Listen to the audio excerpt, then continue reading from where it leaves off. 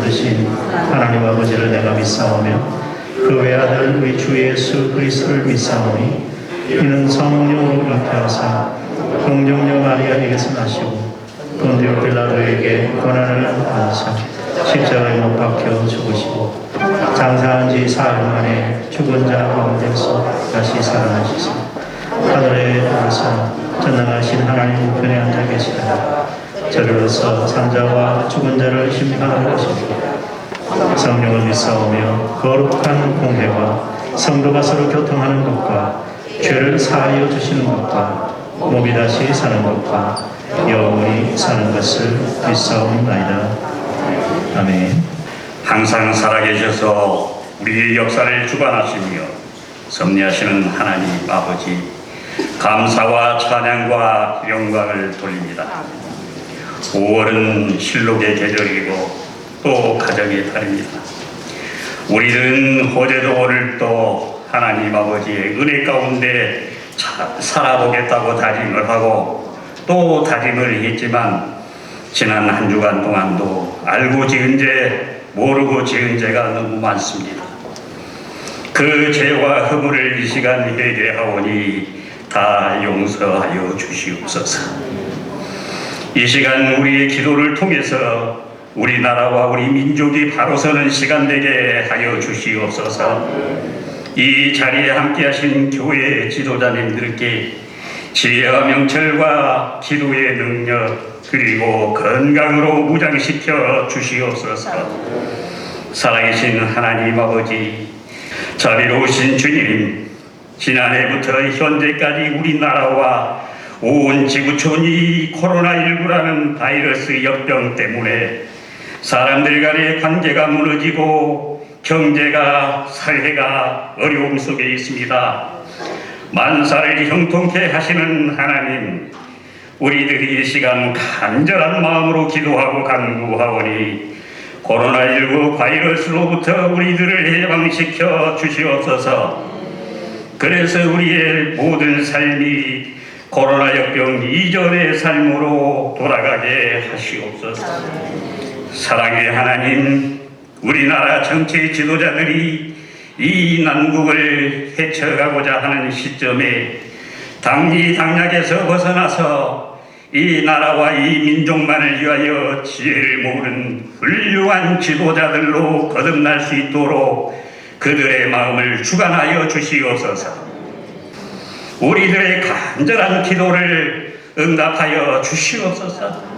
특별히 오늘 이 시간은 전 헌법재판관을 지내셨던 안창호 장로님이 하나님의 주신 자유라는 말씀으로 은혜받고자 모였습니다. 말씀마다 우리들의 삶의 양식으로 남게 하시고 오늘 훌륭하게 준비하여 주시고 순서를 맡아주신 지도자님들에게도 크신 은혜를 더하여 주시기를 원하오며 예배가 끝나는 시간까지 주께서 함께하여 주시기를 원하며 우리를 구속하신 예수님의 이름으로 기도드리옵나이다. 아멘. 구약성경 창세기 1장 27절로 28절까지의 말씀입니다. 하나님이 자기 형상 곧 하나님의 형상대로 사람을 창조하시되 남자와 여자를 창조하시고 하나님이 그들에게 복을 주시며 하나님이 그들에게 이르시되 생육하고 번성하여 땅에 충만하라. 땅을 정복하라. 바다의 물고기와 하늘의 새와 땅에 움직이는 모든 생물을 다스리라 하시니라. 아멘.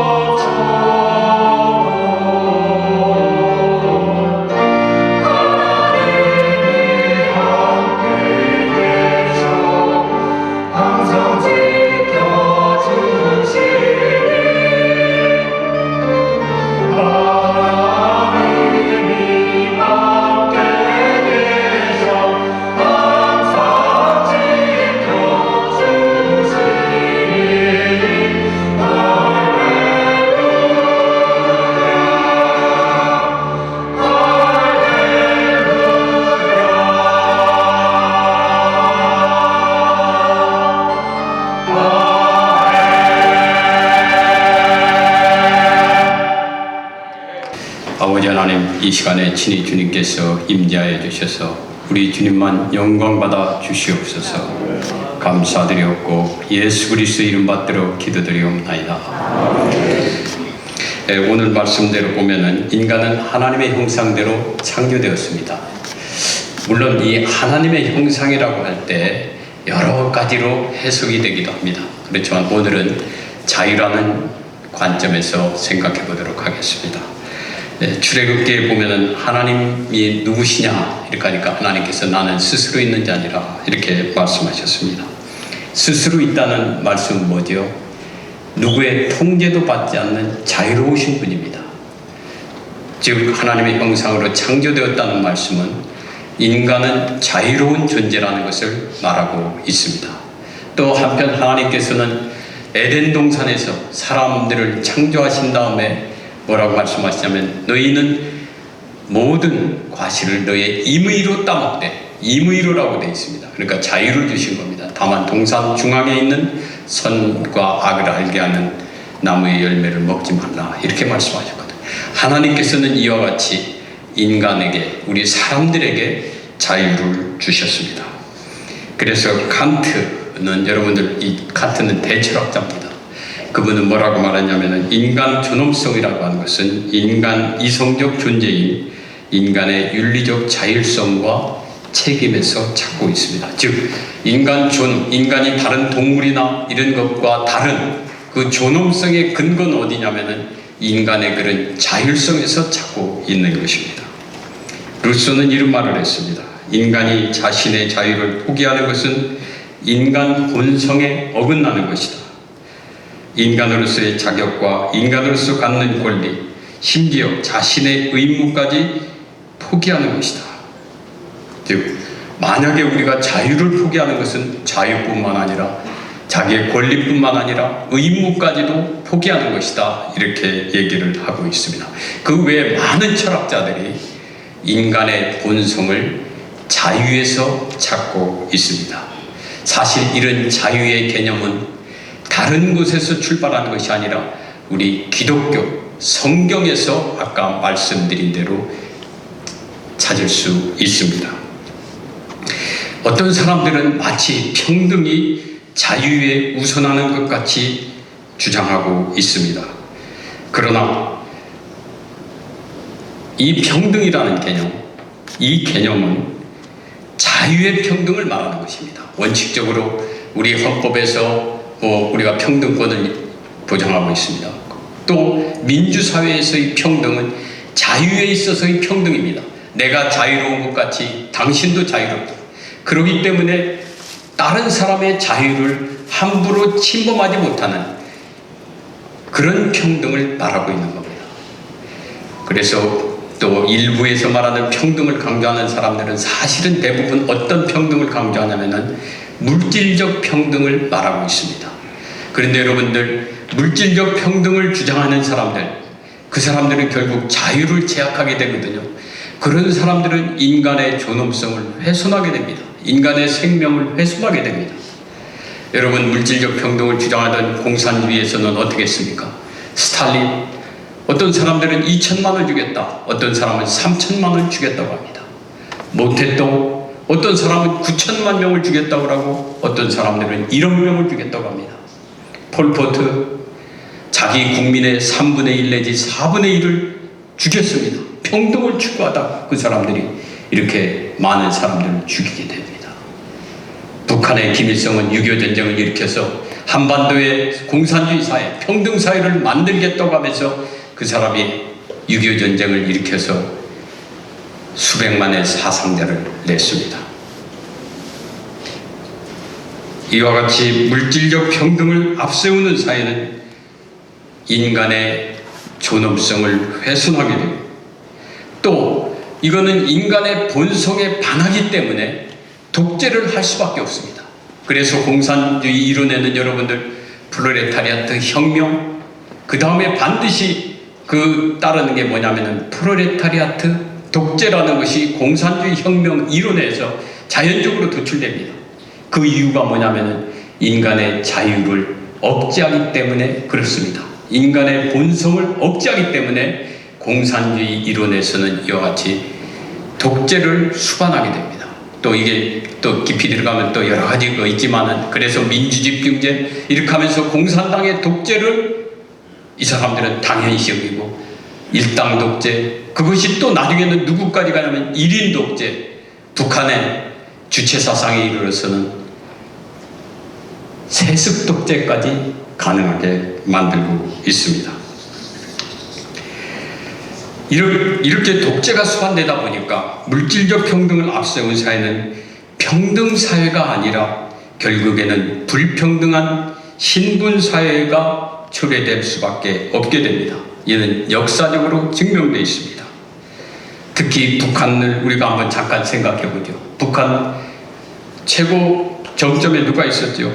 김일성, 또 그의 아들 김정일, 지금은 그의 손자 김정은으로 대를 이어서 권력이 세습되고 있습니다.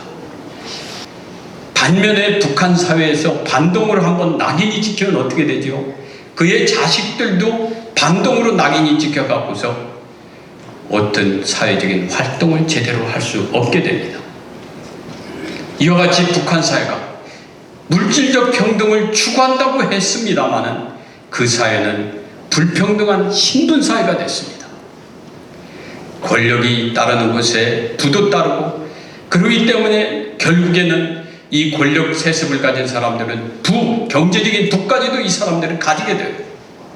반면에 그런 권력을 상실한 사람들은 정말 끼니도 자기 생존까지도 위협받는 그런 경제적으로 어려운 삶을 살게 되는 겁니다.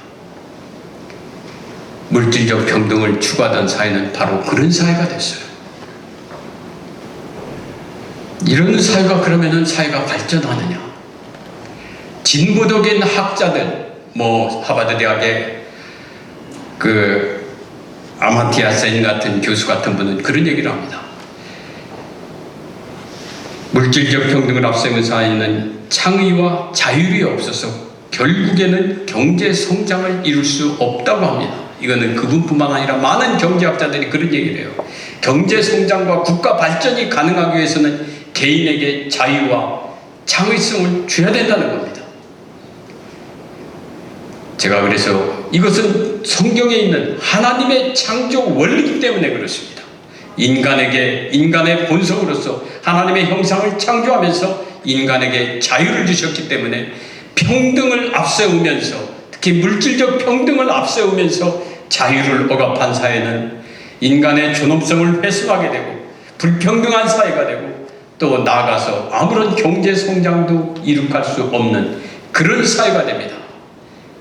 이것이 성경의 원리이고 하나님께서 인간을 창조하면서 만들어 놓으신 이 원리인 것입니다.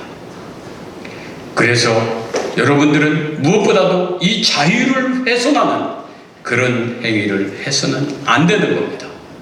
물론 그러다 보면 어떤 현상이 나올 수 있냐면은 빈부격차가 생겨날 수 있죠. 그러기 때문에 성경에서는 무슨 말씀을 하고 있냐면은 정의를 말하고 있습니다. 그러나 정의라고 하는 것이 하나님께서 인간에게 심어놓으신 자유를 또 앞세워서는 또 안 됩니다. 자유, 그 다음에 정의의 실현입니다. 그런데 정의만으로도 이 사회는 또 여러 가지 모순이 있어요. 그래서 예수님께서 말씀하신 사랑을 우리 크리스찬들은 행해야 되는 겁니다. 제가 오늘 말씀드린 것은 여하튼 하나님께서 인간의 창조의 원리로서 제일 먼저 인간 본성에 심어놓으신 것이 자유이다. 자유는 소중한 것이다.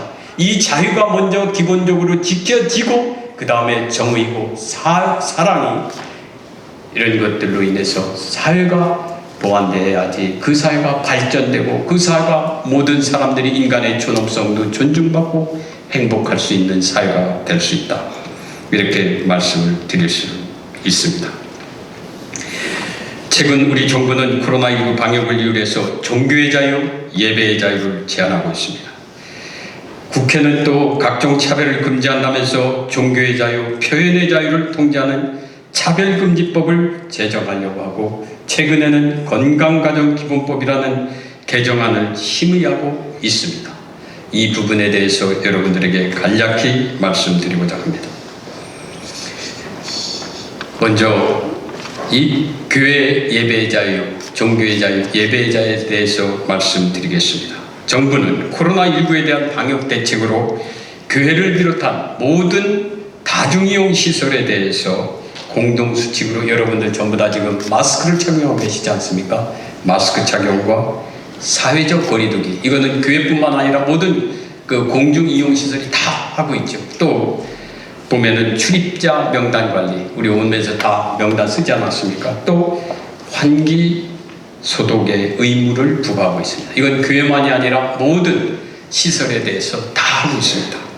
그런데 정부는 이에 더하여서 얼마 전까지는 비대면 예배 원칙, 대면 예배를 원칙적으로 금지시켰습니다. 또한 예배와 관련해서 좌석수의 10%다, 20%다 이런 인원을 제한하고 있습니다. 그리고 또 교회나 이런 종교시설에서 주관하는 모임이나 식사 제공 등을 금지하고 있습니다.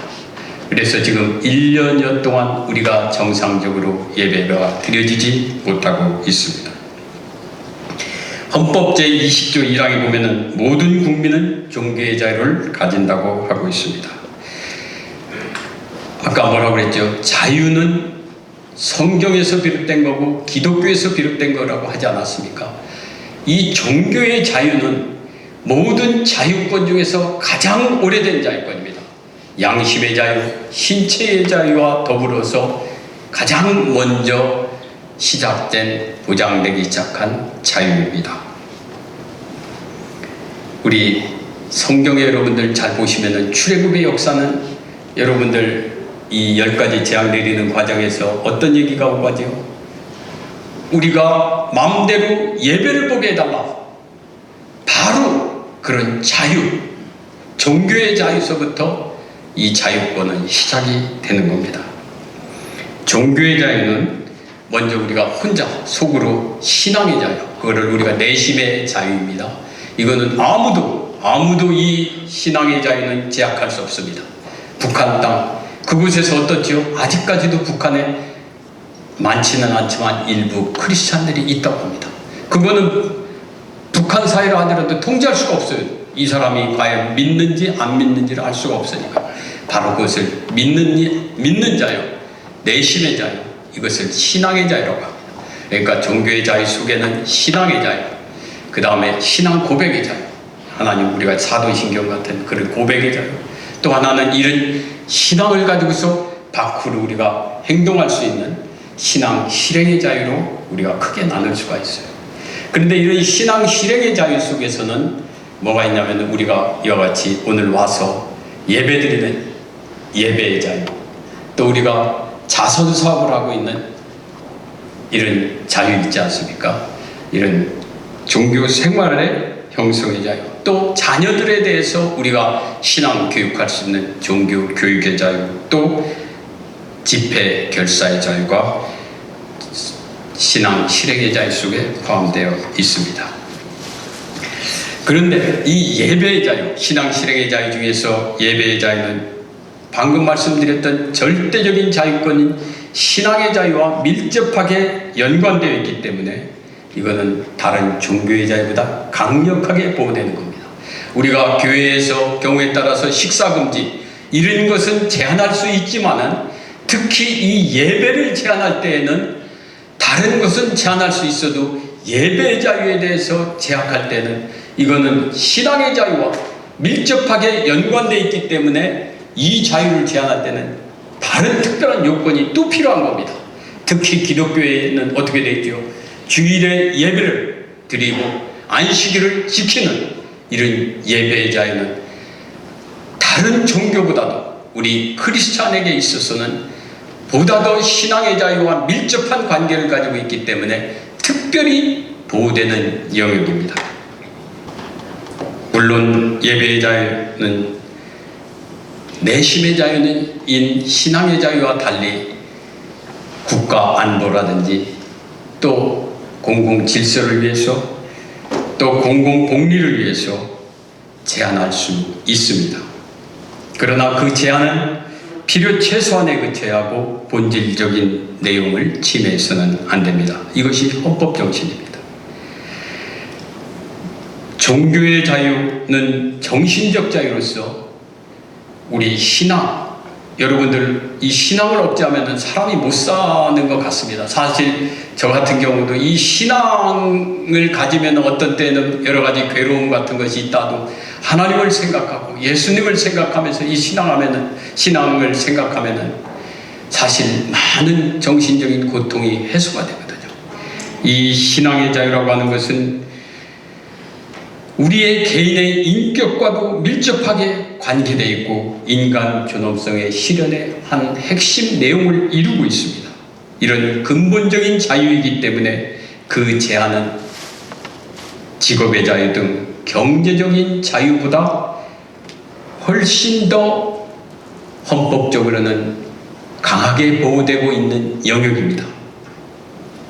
더욱이 예배의 자유는 신앙의 자유와 밀접한 관계를 가지고 있기 때문에 그것을 제한할 때에는 엄격한 조건 하에서만 제한된다는 것이 우리 이 자유권 보장의 인권 보장의 역사 속에서 있는 전 세계적인 일반적인 현상입니다. 그리고 또 우리 헌법 제20조에 보면은 종교 분리의 원칙을 선언하고 있습니다. 종교가 국가의 고유 영역을 간섭하면 안 되시듯이 국가도 종교의 고유 영역을 원칙적으로 간섭해서는 안 됩니다. 정부 방역 지침의 위헌성에 대해서 말씀드리도록 하겠습니다. 정부 방역 지침에 따른 비대면 예배 원칙은 여러분 어떻게 했죠 그때?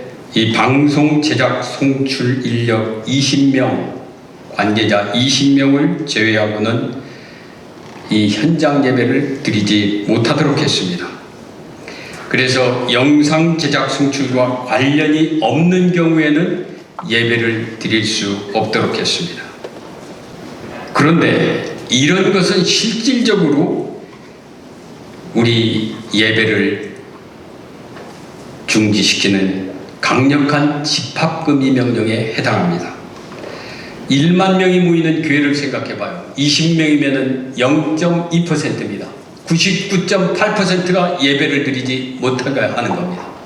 또 나가서 농어촌 교회, 또 소규모 교회, 그런 데는 방송 송출할 이유도 없지 않습니까?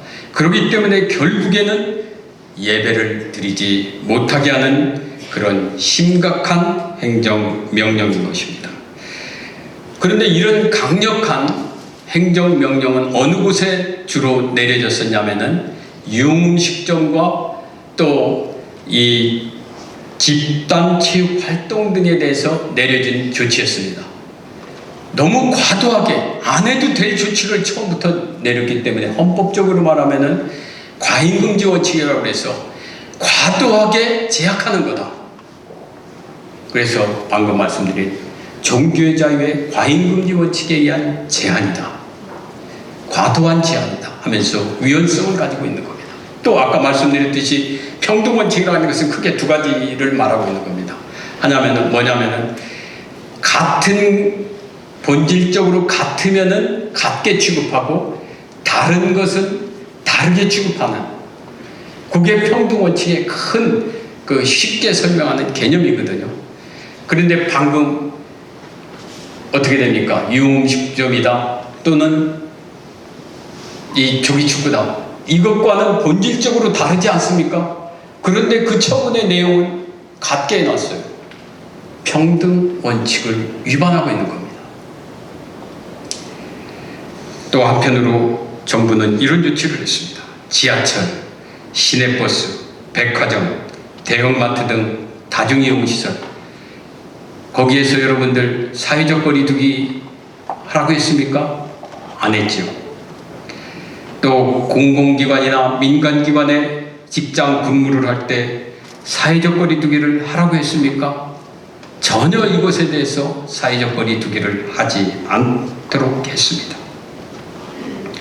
그러다 보니까 지하철, 제가 러시아워에서, 서울 시내에서 러시아워에서 그 빼곡히 앉아있고 막 이렇게 몸 이렇게 비비기도 어려울 정도로 사람들이 20-30cm만 두고서 그 이렇게 지하철을 타고 다니는 것은 너무나 빈번하고, 그런데 이 1호선을 타다 보니까 이거는 그때 제가 3시 정도쯤에 어떤 상가집으로 오면서 그 지하철을 타봤더니 이 1호선에서는 서너신경인 경우에도 사람들이 굉장히 많더라고요. 그날따라 사회적 거리두기를 실시하지 못합니다. 어떤 때는 20-30cm만 밖에 안 떨어져 있어요. 또 그것도 마주보기도 합니다. 그러면서 교회에 대해서는 어떻게 했죠? 20명, 10%, 20%만 예비를 드리도록 했습니다. 타당한 조치입니까? 종교의 자유는 아까 말씀드렸듯이 정신적 자유권의 한 내용을 구성하고, 그렇기 때문에 일반적인 직업의 자유 같은 것보다 훨씬 더 헌법적으로 보호되는 영역입니다. 그런데 정부는 코로나19 확산 방지를 위한 조치를 취하면서 직업의 자유를 제한할 때보다 우리 예배 보는 이 자유를 더 많이 제약을 했습니다. 가혹하기도 했습니다. 더 광범위했습니다. 이러한 조치들은 불공정하고 불합리하며 비과학적인 조치입니다. 제가 지금 말씀드릴 때 여러분들 내 말 틀렸다고 생각하는 분들 있습니까? 제가 사실 이걸 그때 소송을 대리하면서 기자 여러 사람들이 찾아왔어요. 아니 당신은 헌법재판관까지 지낸 사람이 어떻게 이런 것을 지금 그 코로나로 위험성이 있는데 어떻게 그런 거를 대리합니까? 이런 식으로 저한테 항의를 하더라고요. 그래서 제가 이런 얘기를 한 10분, 15분만 얘기를 해주면 기자들이 전부 다 설득이 되더라고요. 그런데 그 기사가 여러분들 안 나왔죠. 그게 우리 지금 언론의 현실입니다. 이것이.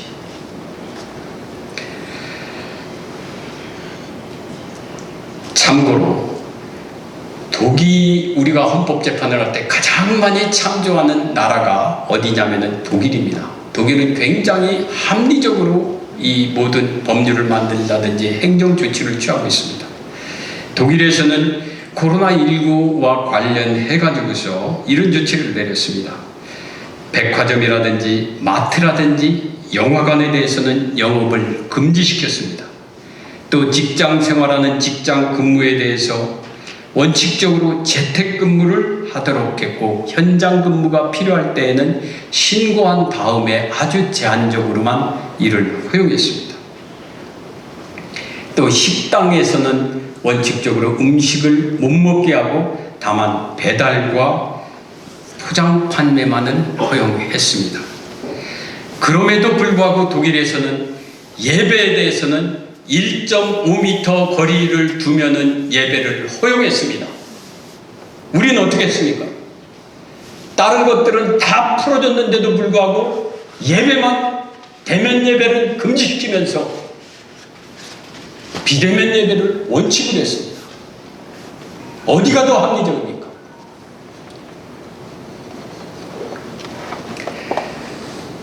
어떤 분들은 이런 얘기를 해요. 인터넷 예배가 가능하지 않느냐, 이제 이런 말씀을 하시는 분들이 있습니다. 그러나 인터넷 예배는 형식뿐만 아니라 그 내용과 실질에 있어서 현장 예배와는 다른 것입니다. 여러분, 방송으로 클래식 음악을 들을 수 있습니다. CD로도 클래식 음악을 들을 수 있어요. 그런데 몇십만 원씩 주고 왜 우리가 음악회가 열리는 예술의 전당을 찾아가죠? 감흥이 다르기 때문인 것입니다. 코로나19로 인해서 학력 격차가 많이 벌어졌다고 합니다. 어떤 사람들은 코로나19로 방송 인터넷 강의가 별 영향을 받지 않는다든지, 또는 이제 돈 있는 사람들은 뭐라고 할까요? 개별적인 과외를 받으면서 인터넷 강의 플러스 알파를 하다 보니까 학력이 그대로 유지가 될 수 있어요. 반면에 많은 사람들은 인터넷 강의로 인해서 현장 강의와는 달리 그 효과가 굉장히 적습니다. 제가 작년에 서울대학교에서 헌법 강의를 했어요. 그런데 어떤 그때 작년에는 전부 다 인터넷 강의였었죠. 한 학생이 교수님, 저 강의를 좀 현장에서 들을 수 있습니까? 하고 저한테 물어보더라고요. 그래서 와라. 그래갖고서 현장에는 한 사람 있고 그러면서 인터넷 강의를 했습니다. 그 학생이 그날 강의를 끝나면서 저에게 그런 얘기를 했어요. 인터넷 강의를 듣는 것과 현장에서 이렇게 강의를 듣는 것이 하늘과 땅 차이입니다. 바로 이와 같이 여러분들, 현장에서 있는 예배와 인터넷을 통한 예배는 하늘과 땅 차이입니다. 더욱이 예배는 영적인 것입니다. 교회는 만인이 기도하는 집입니다. 또 교회는 성도들이 모여서 예배를 드리고 기도하는 것입니다. 교회는 일반 다중시설과 달리 영적 가마력이 있는 것이고 영적 육적인 치유가 있는 것입니다. 초기 기독교인의 성령 충만의 역사는 예수님을 따르던 교인들이 모여서 기도할 때 대부분 이루어졌습니다. 예수님께서는 영과 진리로 예배할지라고 말씀하셨습니다. 인천의 예배는 신령과 진리로 예배를 드릴 수 없는 경우가 허다합니다. 모이기를 피하는 어떤 사람들의 습관과 같이 하지 말고 오직 권하여 그날의 가까움에 볼수록 더욱 그리하자는 말씀과도 매치됩니다. 나아가 교회는 정기적으로 성찬식을 하는 전통을 가지고 있습니다. 물론 교회 사정에 따라서는 그 시기와 방법을 달리하기도 하지만은 성찬식은 우리 기독교 교리 그리고 전통에 비추어 특별한 의미를 가지고 있습니다. 비대면 예배는 교인이 성찬식 참여를 불가능하게 하고 예수님께서 성찬을 제정하시면서 이를 행하여 나를 기념하라고 하신 말씀을 지키지 못하게 합니다. 더욱이 농어촌 교회는 교인들이 대부분 노인들로 구성되어 있어서 인터넷 예배에 익숙하지 못합니다. 또 많은 소규모 미자립 교회는 인터넷 방송을 실시한 여건이 되지를 못합니다. 이들 교회는 인터넷 예배가 가능하다는 이유로 현장 예배를 금지하거나 제한하면 예배의 자유가 심각하게 훼손될 수 있습니다. 물론 현장 예배를 대신한 인터넷 예배로 인해 영적, 정신적으로 영향을 받지 않는 분도 있을 것입니다. 그러나 많은 한국교회 교인들은 그렇지 않습니다.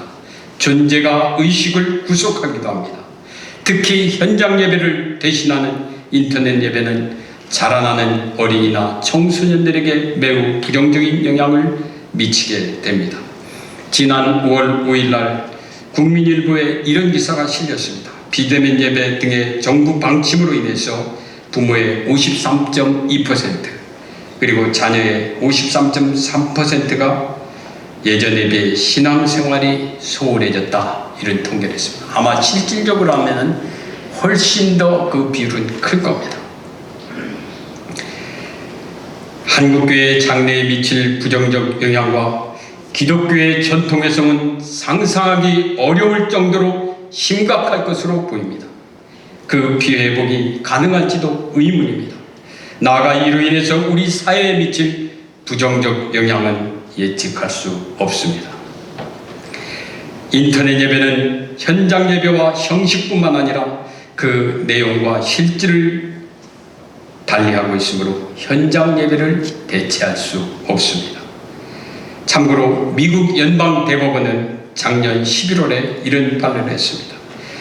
그 뉴욕시에서 예배 참석자 수를 제한하는 주지사의 행정명령이 있었습니다. 이에 대해서 그 연방대법원은 이렇게 했습니다. 인터넷 예배와 현장 예배는 그 내용과 실질이 다르다, 이런 취지의 판시를 하면서 뉴욕 주지사의 행정명령을 집행을 정지시켰습니다. 저희들 또 한국교회가 정부의 방역 지침에 대해서 어떤 특혜나 특권을 요구하는 것이 아닙니다. 단지 교회 활동, 특히 헌법상 보장되고 있는 예배의 자유를 보장해달라는 것입니다. 제약을 할 때에는 객관적 그리고 과학적인 근거를 제시해달라는 것입니다. 방역에 있어서 공정성과 객관성을 확보해달라는 것입니다. 강력한 방역 조치가 필요하다면 모든 시설이나 활동에 대해서 같은 정도의 제재를 해야지 그 효과가 극대화될 수 있습니다. 집안문 다 열어놓고 한쪽 구석만 모기장을 쳐놓으면 모기가 들어오지 않습니까? 다 들어옵니다. 아무 방역 효과가 없게 되죠. 모기장 조금 쳐놓으면 아무 효과가 없습니다. 정부는 과학적이고 객관적 자료 없이 교회 정규 예배에 대해서 다른 다중 이용 시설에 대한 방역 조치보다 강력한 조치를 취해서는 안 됩니다. 정부가 종교의 자유, 예배의 자유를 제한하려고 한다면 먼저 코로나19 확진과 관련된 구체적인 예배 관련 통계를 공개해야 합니다. 그 제한은 또 필요 최소한에 그쳐야 하는 것입니다. 종교시설과 관련해서 코로나19 확진자가 다수 발생했다 하더라도, 지금 정부 통계에서는 조금 많이 발생한 것은 사실입니다. 그러나 그것이 발생했다 하더라도 예배가 아닌 식사라든지 또는 소모임을 통해서 코로나19 감염이 됐다고 하면은 이런 식사라든지 소모임을 금지시켜야지 이 예배, 특히 주일 예배를 제한해서는 아니 되는 것입니다.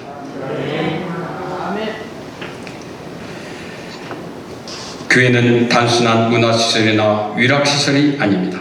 많은 사람들이 영적 안식을 얻는 것입니다. 교회가 다시 성경으로 돌아가 희생을 통해 사랑이 갈급한 곳에 사랑을 실천하고 또 하나님에 대한 믿음과 천국에 대한 소망을 전해야 됩니다. 어려움에 처한 국민들의 안식처가 되어야 됩니다. 코로나19로 인하여 우울증에 시달리는 많은 소외된 분들을 저희 교회가 품어야 됩니다. 또 집합금지 명령으로 인해 가지고 경제적 고통을 당하고 있는 많은 국민들이 위로를 얻을 수 있는 안식처가 되어야 됩니다. 코로나19로 인해서 우리 교회도 많이 어려움을 겪고 있지만 어려움 속에서도 교회는 사랑과 희생의 공동체로서 소명을 다해야 합니다. 예배의 자유를 회복하고 확보하면서 말입니다. 다만 여러분들, 이 예배의 자유를 제외한 교회에서의 음식 먹는 거라든지 소모임은 당분간 자제해 주시기를 바랍니다. 많은 사람들이 야, 차별을 금지하는 차별금지법이 좋은 거 아니냐 이렇게 말씀하는 분들이 계세요. 그의 대답은 아니다 이렇게 말씀을 드릴 수 있습니다. 첫째, 차별금지법은 하나님의 말씀에 배치됩니다. 사람의 자유와 권리를 침해합니다. 또 차별을 조장하는 법입니다. 선량한 미풍양속과 국가 질서를 해칠 수 있는 법입니다. 이 부분은 시간이 허락하는 대로 말씀드리겠습니다. 또 어떤 사람들은 국민의 70~80%가 차별금지법을 찬성한다고 하는데 하면서 질문을 제기합니다. 그러나 차별을 금지하는 차별금지법은 어떻습니까? 이렇게 물으면 차별금지하는 거 괜찮지 않습니까? 많은 사람들이 그렇게 대답을 했어요. 그러나 차별금지법의 구체적 내용을 알아보면 정말 문제가 많은 법이거든요. 이 법은 알고 나면은 악법이구나 그러면서 반대하게 됩니다. 어떤 분들은 차별금지법이 사람의 자유와 권리를 침해하고 이렇게 나쁜 법이라고 한다면은 왜 계속해서 일부에서 차별금지법을 제정하려고 하느냐 이런 의문을 제기하는 분도 있습니다. 그 이유는 바로 특정 사상과 이념에 경도된 사람들이 이것을 지속적으로 추진하고 있기 때문입니다. 제가 반성경적인 부분 간략히 몇 가지만 말씀드리겠습니다. 차별금지법은 성별, 성적 지향, 성별 정체성, 가족 및 가구의 형태와 상황, 종교, 사상 등을 이유로 차별하는 행위를 금지하고 있습니다. 그런데 차별금지법에서 말하는 성별이라고 하는 것은 남성과 여성, 그 이외에 분류할 수 없는 성을 말한다고 정의하고 있습니다. 남성과 여성 이외의 제3의 성을 인정하면 하나님이 아까 우리가 성경 말씀에서 어떻게 읽었죠? 남자와 여자를 창조하셨다는 그것에 정면으로 배치되는 인간이 성을 만든다는 성경과 배치되는 주장을 하고 있는 겁니다.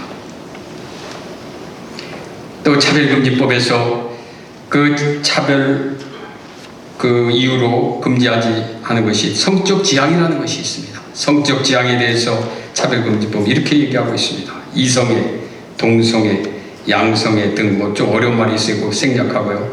개인의 가능성을 말한다고 이렇게 하고 있습니다. 소아성애, 수감, 기계감 이런 것까지 동성애는 당연히 포함되는 거고요. 이런 걸로 인해 가지고서 차별을 하지 말라 이렇게 되어 있습니다. 성경은 어떻게 되어 있죠? 구약에 보면은 너는 여자와 교합함 같이 남자와 교합하지 말라. 이는 가증한 일이니라. 또 신약에 보면은 동성애를 순리가 아니라 영리라고 로마서에서는 말씀하고 있습니다. 또 남색하는 사람, 이게 호모섹스라는 사람입니다. 하나님의 나라를 유업으로 받지 못한다고 고린도 전서에는 말씀하고 있습니다. 결국 차별금지법은 반성경적인 겁니다. 또 차별금지법은 성적 전체성이라는 것을 이유로 해가지고서 차별하지 말라고 했습니다. 그러면서 성적 전체성에 대해서는 이렇게 얘기를 하고 있습니다.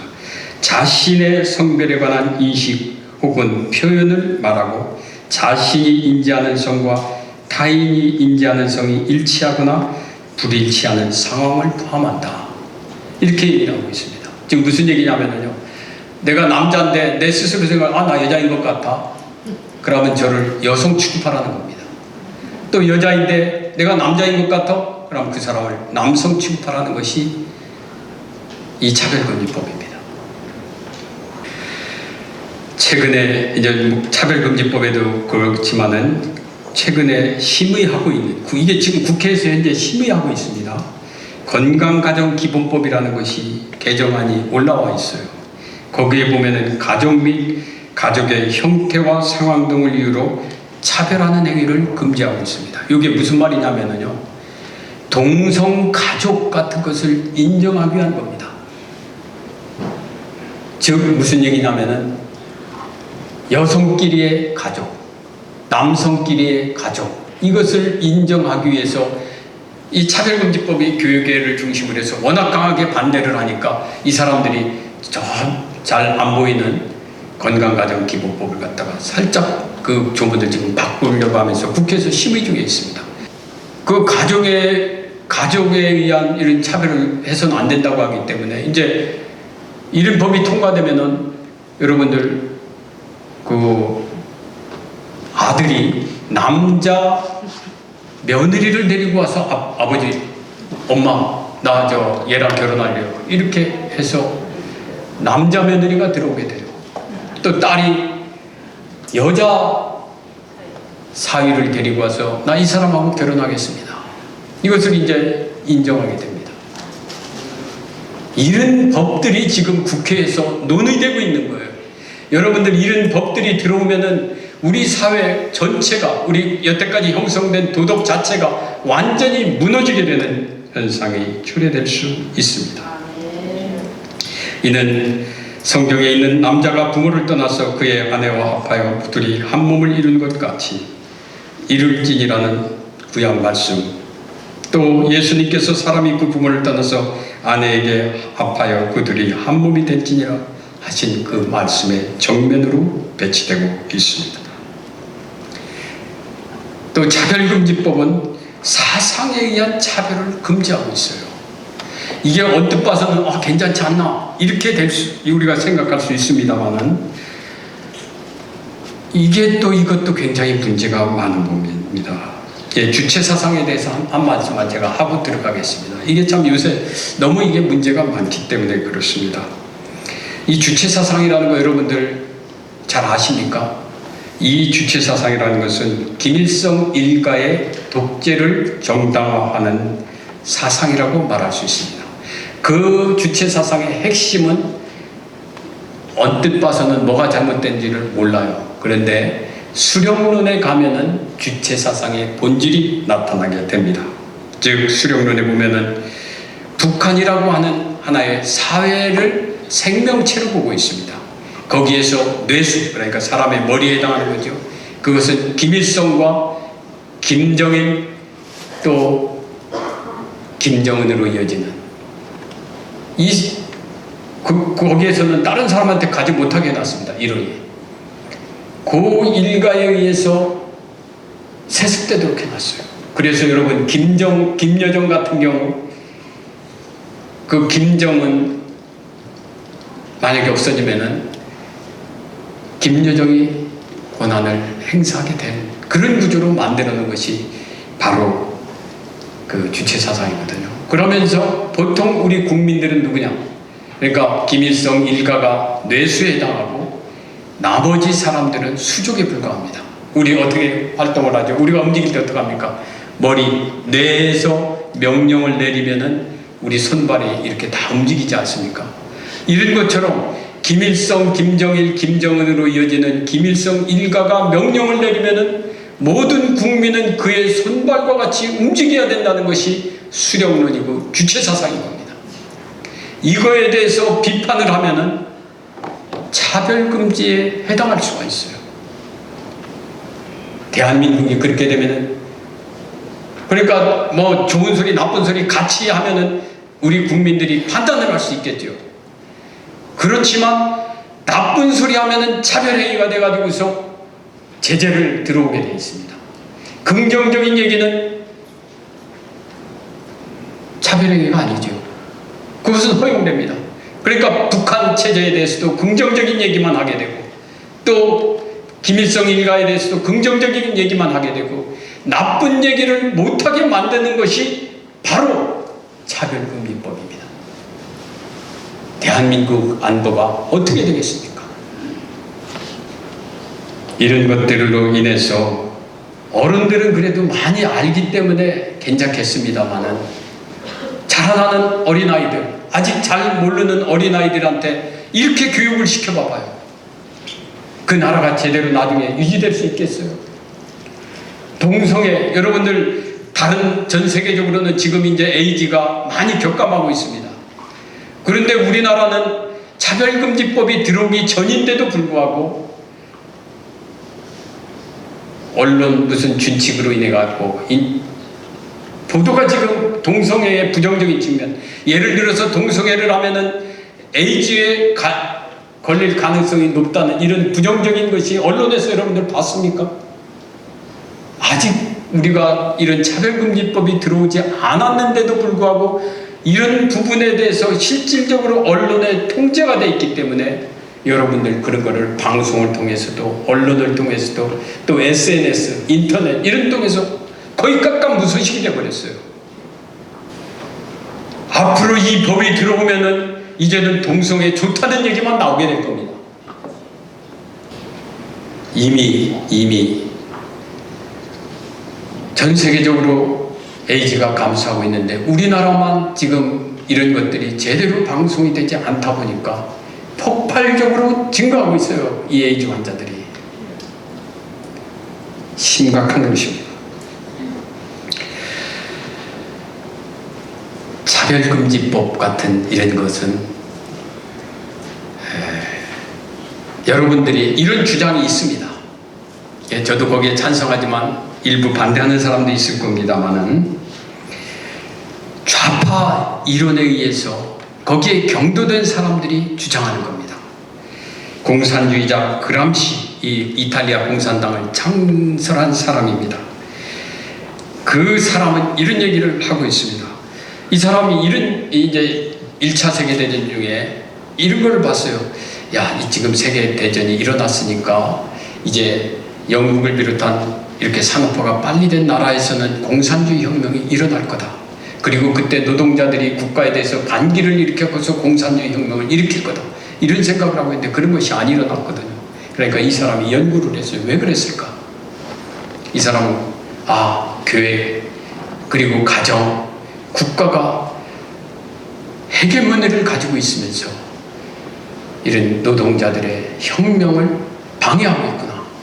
그러면서 이 사람이 가정을 해체해야 된다, 교회를 해체해야 된다, 국가를 해체해야지만 공산주의 혁명을 성공할 수 있다.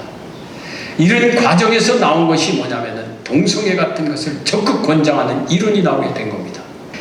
이런 특별한 좌파 사상을 가지고 있기 때문에 이런 차별금지법이 문제가 된다고 아무리 얘기해도 어떤 사상이나 이념에 경도된 사람들은 지속적으로 자기들의 이념을 관철시키기 위해서, 그것을 현실 세상에서 이루기 위해서 지속적으로 주장하고 있는 것입니다.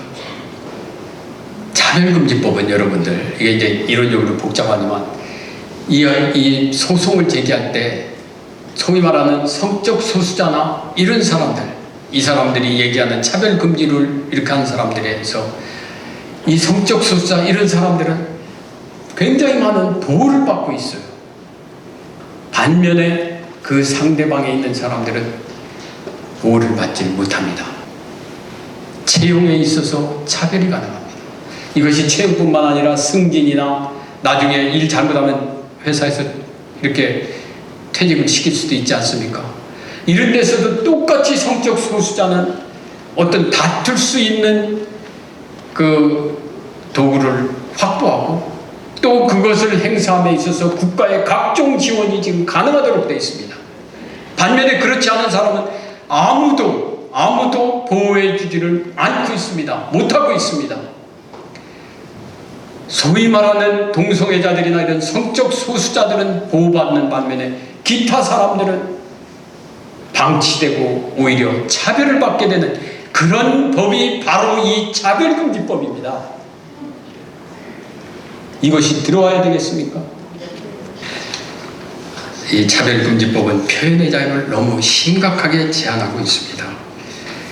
기독교 방송, 신문, 또 소셜미디어에서조차 이제는 동성애 등이 문제가 있다, 하나님 말씀에 반한다, 이런 설교를 하면은 차별금지법에 의해서 제재받을 수 있습니다. 경우에 따라서는 예수님을 믿는 것이 유일한 길이라고 광장에서, 길거리에서 전도하는 행위도 제재될 수 있습니다. 일반 학교는 물론이고 미션 스쿨과 신학교에서조차 성경에 근거해서 동성애를 비판하거나 종교적 이단 사설이 반기독교적이고 반윤리적이라고 교육할 수도 없게 됩니다. 이제는 이단 사설에 대해서도 함부로 비판했다가는 제재를 받게 돼 있어요. 언론이나 소셜미디어, 집회나 교육 등에서 동성애 부정적 비판은 제한되고 긍정적인 얘기만 하게 됩니다. 이렇게 되면 어떻게 되겠어요? 동성애 우호적인 환경이 조성되고 우리 이와 같이 동성애의 죄성을 지적하는 기독교는 외딴 선거같이 고립되어 우리 사회는 반기독교적인 사회 분위기가 형성될 수 있습니다. 그러면 결국 어떤 결과가 되냐면 성경의 무오류성이 훼손되는 겁니다. 교회가 혐오 대상으로 전락하게 됩니다. 현재 서구 사회에서 기독교의 위축은 차별금지법의 도입이 주요 원인이라고 평가하는 분도 있습니다. 더욱이 기독교의 역사가 짧고 기독교 문화가 제대로 정착되지 않은 우리 사회에서 차별금지법이 들어오면 그 결과가 참담할 수 있습니다. 이런 속에서 기독교는 탄압의 대상이 될 수 있습니다. 영어에 The Camel's Nose라는 관용적 표현이 있습니다. 그 말은 뭐냐면은 중동 사막에서 낙타가 처음에는 이제 밤이 되면 좀 춥지 않습니까? 텐트 속에 처음에는 코를 들여놔요. 그러다가는 앞발 들여다놓고 그러다 나중에는 몸체 전체를 들여다놓게 되는 것입니다. 일부에서는 지금 차별금지법을 조금 일부 수정을 합니다. 교회에서 너무 반대를 하니까.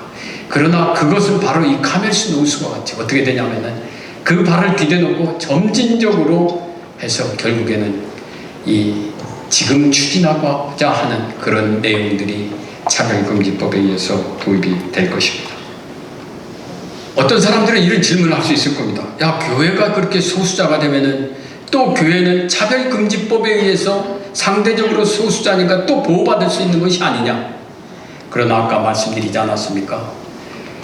자유의 출발은 성경에서 비롯된 거고 기독교에 의해서 출발한 겁니다.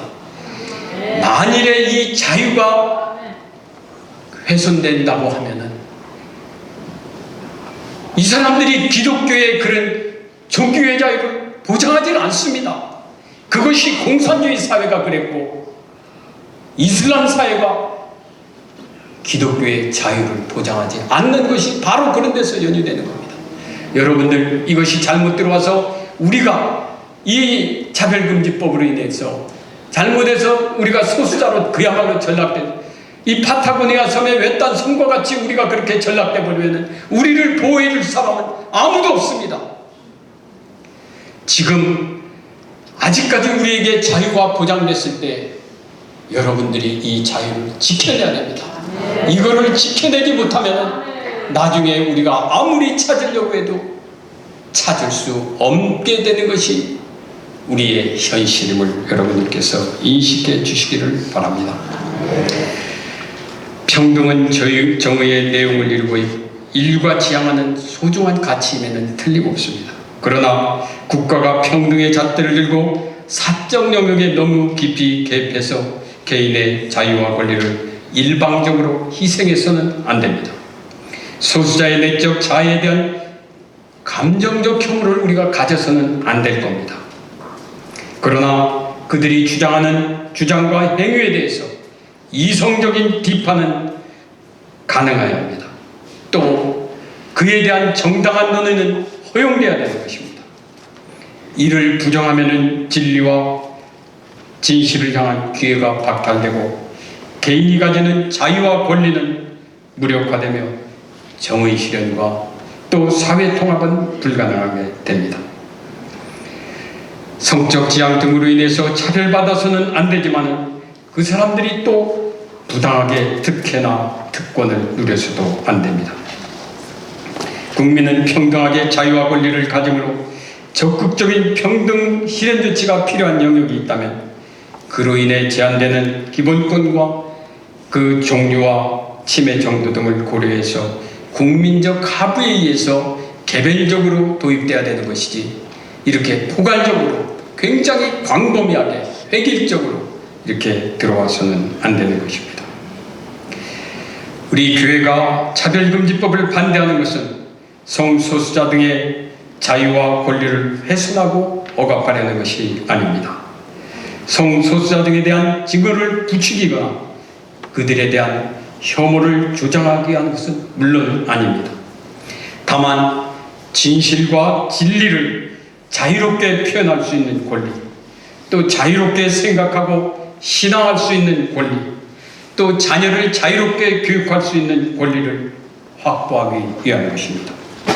또 자유를 억압하는 사상과 질서로부터 자유를 지켜내고 방어하기 위한 것입니다. 성경은 초다를 참아 못하는 자는 그 자식을 미워함이라 자식을 사랑하는 자는 근실히 징계하니라고 말씀하고 있습니다. 자식들이 잘못된 길을 가려고 할 때 부모가 그들을 사랑하는 마음으로 훈계하는 것 같이 공동체와 공동체 구성원 모두가 진리의 길, 생명의 길 같이 하고자 하는 우리의 선한 마음에서 차별금지법을 반대하는 것입니다. 인간은 하나님의 형상에 따라 창조된 유일한 존재입니다. 인간의 본질은 자유와 자율입니다. 인간이 가지는 자유는 그 무엇보다도 소중한 가치입니다. 패트릭 헨리는 미 의회에서 자유가 아니면 죽음을 달라고 했습니다. 헌법상 보장된 우리의 자유가 심각하게 위협받고 있는 지금 우리는 자유를 위해 인식과 각오를 새로이 해야 될 것입니다.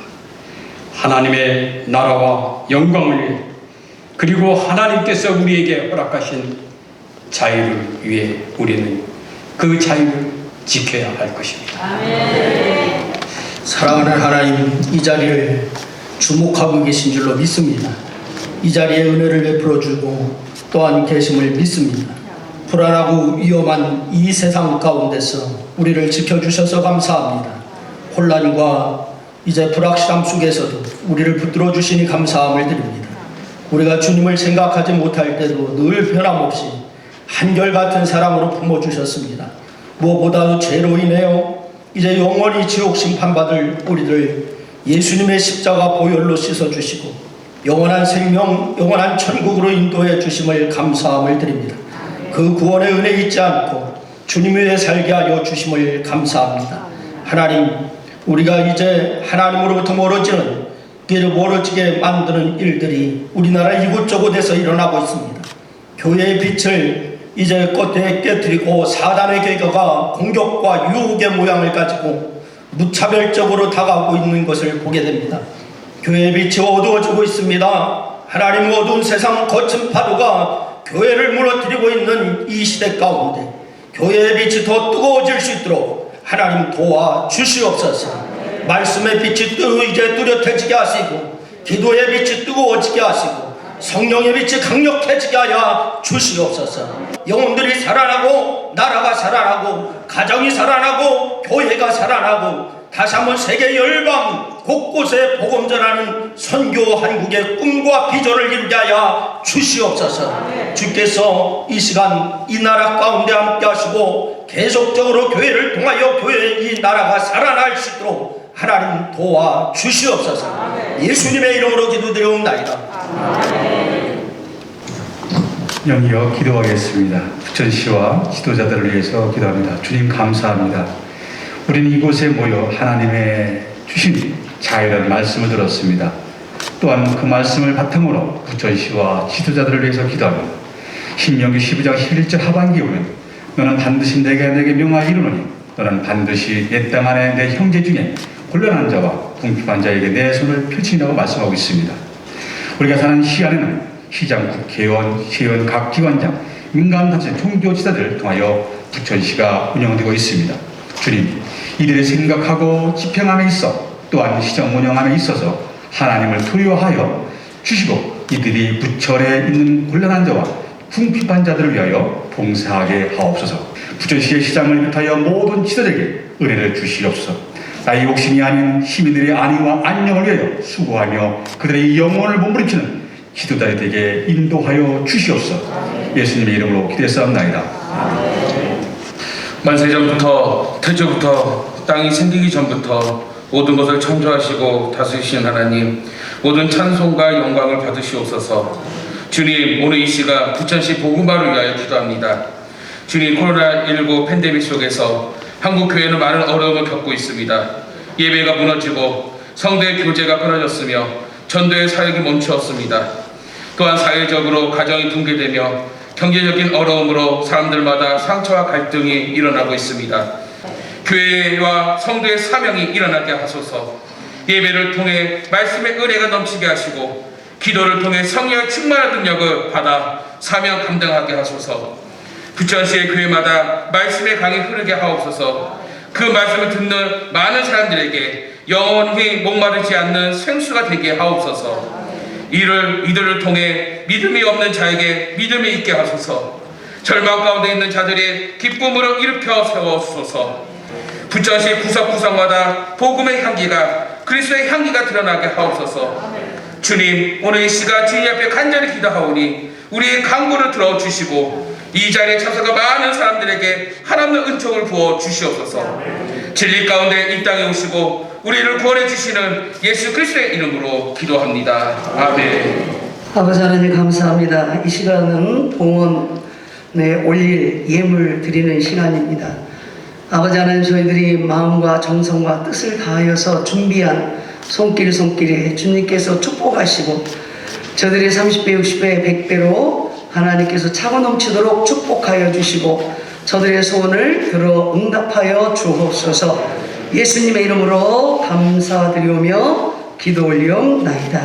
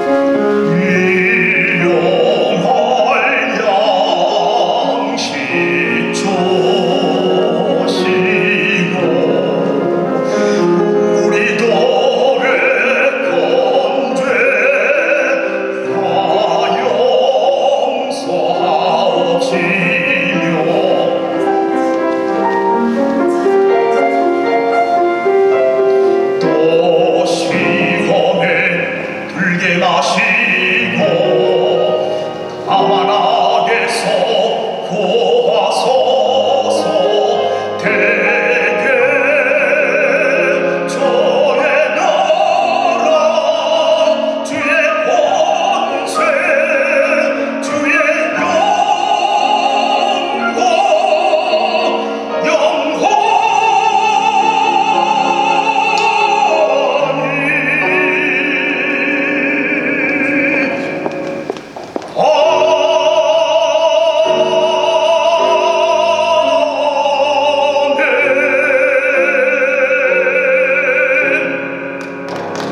할렐루야.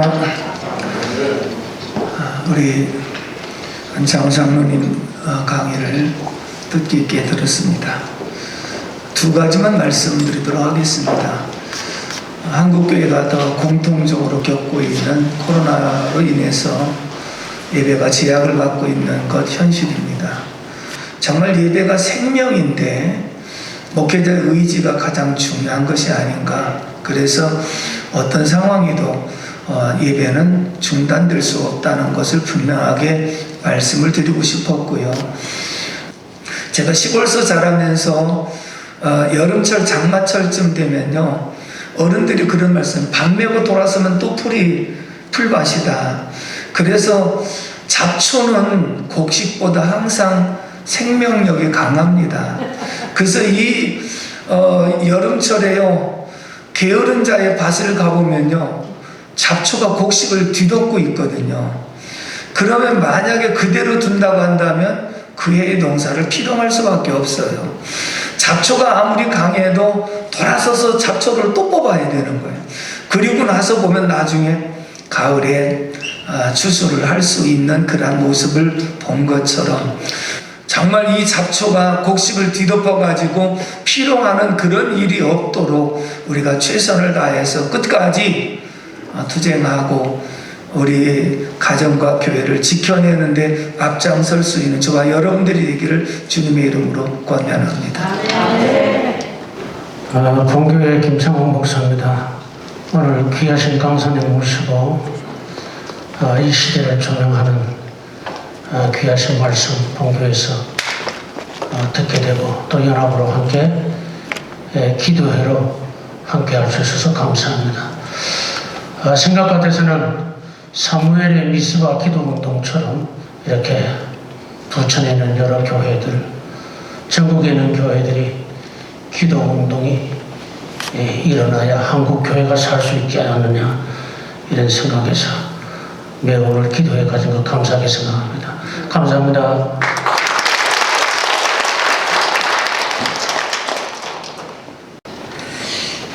오늘 이렇게 귀한 자리, 귀한 강사님 통해서 듣게 해주신 거 감사하고, 듣는 내내 정말 마음이 무너져 내리는 것 같고 통분함이 이를 데 없습니다.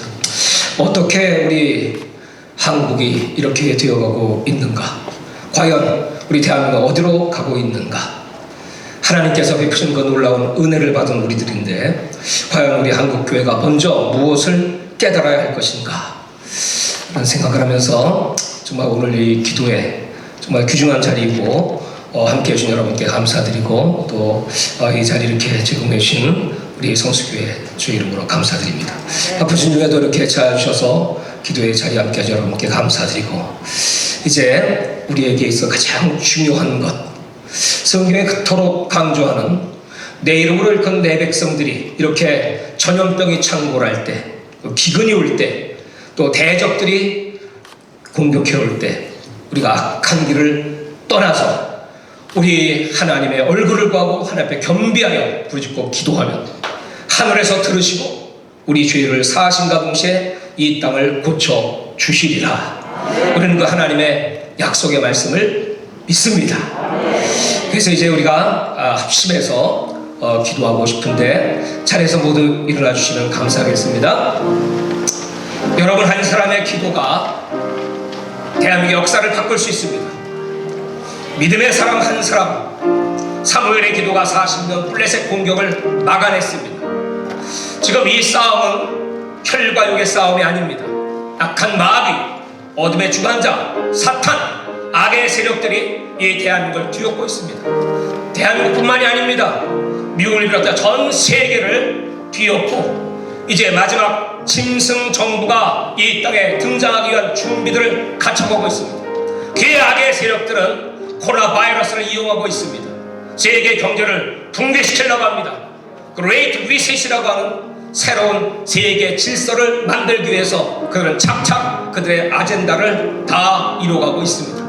그러나 우리 교회들은 잠들어 있습니다. 교회들이 깨어있지 못합니다. 이제 이 싸움이 얼마나 중요한 영적 싸움인데 하나님은 우리에게 기도를 요구하십니다. 우리가 깨어 기도할 때 분명히 다 예수 이름으로 우리가 묶어버려야 합니다. 그 패배의 역사하는 영들이 설치지 못하도록 이 나라를 하나님께서 지켜주시고 통치해 주시도록 우리 이 시간에 두 손을 들고 하나님께 부르짖어서 간절히 주여 성창하고 기도합니다. 주여! 주여! 주여! 하늘에 계신 아버지 하나님 감사합니다. 오늘 이렇게 부천시 기독교 총연합회 주체로 하나님의 사람들, 기도의 사람들이 성수교회에 모였습니다. 오늘 귀하신 우리 안창호 장로님을 통하여 정말 우리의 현실, 우리의 아픔을 듣게 하신 것을 감사합니다. 우리가 깨어나게 하신 것을 감사합니다. 아버지, 악의 세력들이 차별금지법을 만들어서 이렇게 교회들의 힘을 받고 예수 이름 전하지 못하게 하려고 합니다. 아버지, 이렇게 방역이라는 이름으로 교회들의 예배, 치명적인 교회의 아픔을 주고 하나님 보이지 못하게 하고 이렇게 예배가 처절하게 무너져 내려가고 있습니다. 아버지 하나님, 깨어 기도의 주의 종들이 깨어나지 못하고 하나님의 뜻을 알지 못하고 아버지 뜻대로 살지 못하고 행치 못한 모든 죄를 먼저 하나님 앞에 회개합니다. 아버지 하나님, 우리가 믿음으로 구하지 못한 것, 기도하지 못한 죄, 전도하지 못한 죄, 그리고 하나님의 뜻대로 행치 못한 모든 죄, 하나님 세상과 착하고 세속에 빠져있고 하나님을 배반한 모든 죄악들을 먼저 철저하게 회개합니다. 하나님 아버지, 우리의 죄를 용서하시면 우리가 다시 깨어나면 다시 우리에게 기회를 주실 것이고 우리 하나님께서 반드시 살아계셔서 이 땅을 새롭게 하시는 하나님의 역사를 이루실 것을 믿습니다. 이 정치하는 모든 사람들 하나님을 알지 못하기에 이런 악한 것들을 만들고자 합니다. 아버지 하나님, 이제 저 사탄에게 붙잡혀 있기에 하나님 교회들의 예배를 파괴하고 파괴하려고 합니다. 아버지, 이제 이 대회 역사는 악의 세력들, 거대한 적그리스도의 짐승 정부들 오늘 나사렛 예수의 이름으로 탈락하오니 일곱 길로 돌아갈지어다. 이 코로나 바이러스 나사렛 예수의 이름으로니 예수의 피를 우리들에게 덮어주시고 교회들에게 덮어주시고 우리 태양 땅에 덮어주시고 전 세계에 덮어서 이 나사렛 예수의 권세와 능력으로 코로나는 소멸될지어다. 교회들아 깨어나라. 교회들아 기도하라. 하나님의 명령을 들었습니다. 아버지 하나님, 주님의 세례 때가 임박하기에 마지막 때 이 모든 징조들이 성경의 예언대로 이루어지고 있는 것을 우리가 눈으로 봅니다. 그렇기에 아버지 하나님이여, 이 저녁병이 창궐할 때 하나님 앞에 주의 백성들이 기도하는 것 주님이 연합하여 주시고 세상에 하나님을 알지 못하는 저 무지한 백성들의 죄를 용서하여 주옵소서. 이 땅에 음란이 뒤엎고 있습니다. 이 땅에 우상들이 뒤엎고 있습니다. 이 땅에 세속이 뒤엎어 하나님 교회들이 점점 침체해가고 있습니다. 다시 일어나서 빛을 발하며 우리 하나님의 이름을 높여드리겠사오니 다시 우리를 새롭게